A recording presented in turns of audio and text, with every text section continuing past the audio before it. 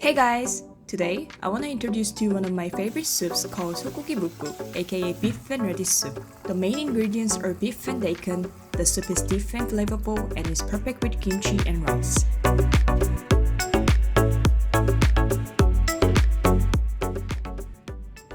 Cut daikon and green onion first.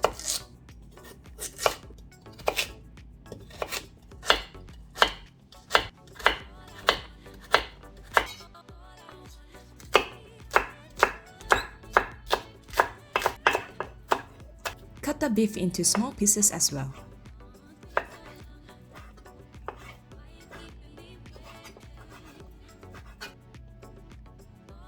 Turn on the heat to medium-high and put 1 teaspoon of cooking oil and 1 teaspoon of sesame oil.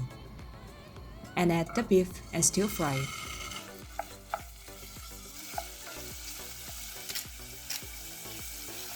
When it turns brown, add the daikon and keep frying it for about 3 minutes.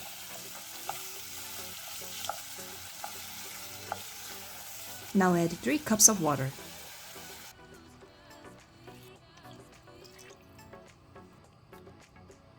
When water starts to boil, remove the scum from the surface.